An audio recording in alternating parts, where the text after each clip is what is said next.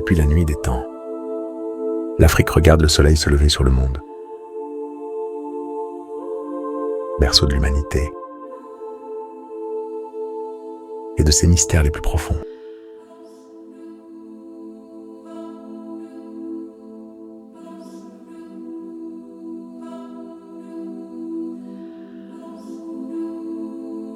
Ici, les pas des ancêtres résonnent encore.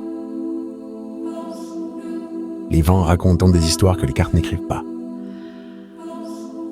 Là où la terre nourrit, la terre, parfois, se défend.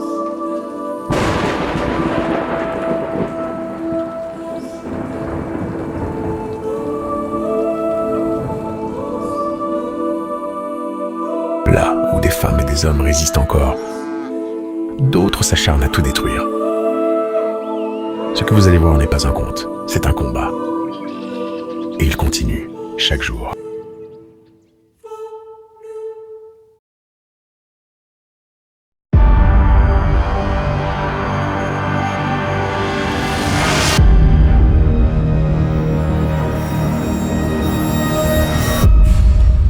Puisque c'est le bouvier, c'est par rapport au bouvier. Je demande au bouvier, sont tes bœufs? Oui, ce sont mes bœufs.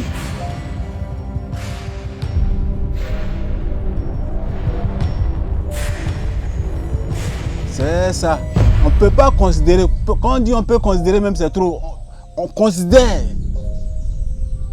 même que je suis une victime de Alexandre Tenoma et de son bouvier Barry. Laisse-moi. Quand les bœufs viennent, manioc, maïs, anakat, ils gâtent tout, igname, ils gâtent tout. Ils mangent. Nous avons retrouvé M. Quadio dans son champ, où il nous a expliqué les problèmes liés aux bœufs qui saccagent ses plantations, et son désespoir face à des propriétaires qui laissent divaguer leurs troupeaux en toute impunité. C'est face des bœufs de M. Denoma. Voyez-vous, comme pour faire un champ, c'est pas facile. Là, la marche simple. Ça, c'est mon champ d'igname. Les bœufs sont toujours dedans. En tout cas, les conséquences pour moi, ça m'a créé beaucoup de maladies. Puisque ma famille, je n'arrive pas à scolariser mes enfants. Ils n'ont rien à manger par rapport à tout ça.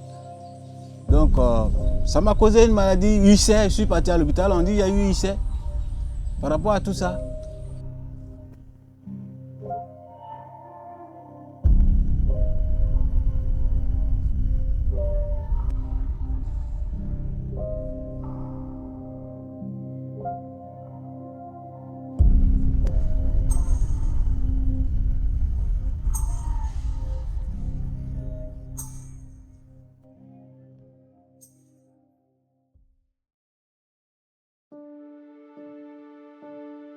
Dans cette région de Côte d'Ivoire, la terre rythme le quotidien.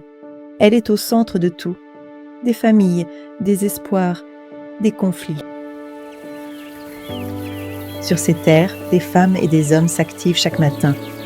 Ils plantent, arrosent, récoltent. Leurs gestes répétés sont ceux du quotidien, d'un engagement discret face aux défis du monde rural. Mais cet équilibre est fragile. Ici, comme ailleurs dans le pays, certaines familles influentes, ancrées dans les rouages locaux, redessinent les frontières de ce qui est permis. Leurs troupeaux divaguent, détruisent et les plaintes restent sans effet. Grâce à leur réseau, ces familles échappent aux sanctions. La terre devient alors un terrain d'intimidation où la loi du plus fort prend le pas sur la justice. Et pourtant, la vie suit son cours.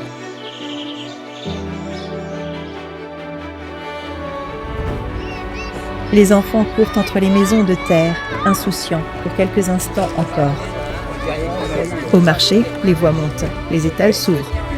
Le village résiste par ses habitudes, par ses échanges. La culture reste vivante. Par la danse, par les chants, le peuple rappelle qu'il n'a pas disparu. Et dans la pénombre de l'église d'Assandré, on devine les prières pour que la justice retrouve son sens et son honneur. La basilique de Yamoussoukro, repère monumental au cœur de la région du lac Ossou, terre du peuple baoulé, attaché à ses traditions, à ses symboles. En quittant la ville, on prend la direction d'Assandré, un village discret, enraciné dans une culture agricole ancienne. C'est là que Madame Bérard a installé son exploitation. Dès qu'on arrive à Assandré, le ton est donné. Le poisson grille sur le feu. Les femmes s'activent autour du repas. Les hommes aussi. Les enfants dansent, les rires résonnent sous le manguier.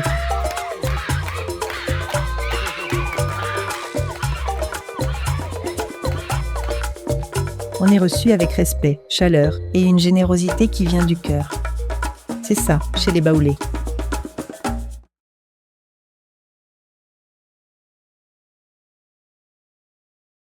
Dans l'humidité brûlante de l'après-midi, le chemin disparaît peu à peu, dans un souffle de terre rouge.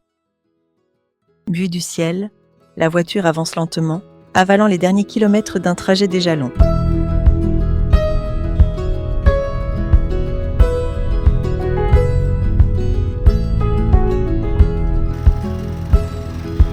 Peu à peu, quelques formes se dessinent au milieu de la végétation. Un campement, discret, presque invisible. C'est ici que tout commence.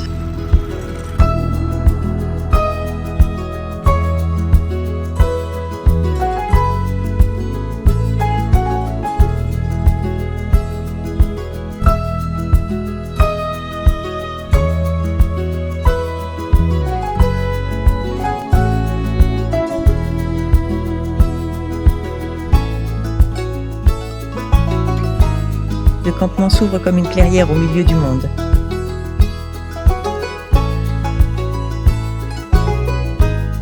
C'est là que germe le projet de Madame Bérard. Un projet de production vivrière, enraciné dans la terre, porté par les gestes hérités, ceux qu'on transmet, ceux qui façonnent les jours.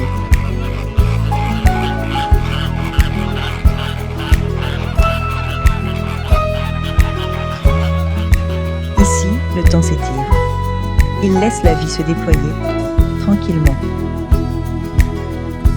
Comme si le bonheur avait choisi de s'installer là, discrètement. Sur ces terres, la nature parle doucement, mais elle dit beaucoup. Il suffit d'ouvrir les yeux et de savoir attendre.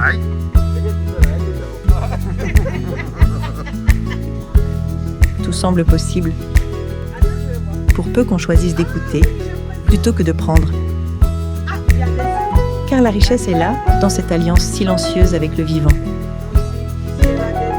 Vivre avec la nature, c'est d'abord la respecter. Et c'est elle, alors, qui offre le reste.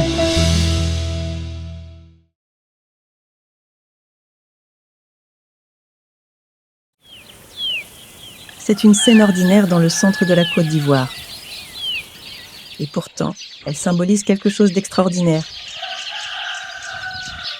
La ténacité d'une femme, la force d'un camp, et la promesse d'un territoire nourricier.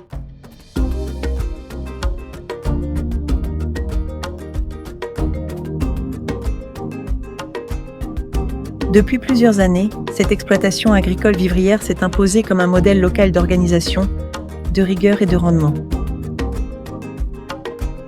Tomates, maïs, riz, piments, aubergines, cultivés à la main par une équipe soudée sur plus de 8 hectares. Le travail manuel reste essentiel, mais il est renforcé par ces équipements qui facilitent la préparation des sols, les labours et l'entretien des cultures, permettant ainsi d'améliorer la qualité et la quantité des récoltes.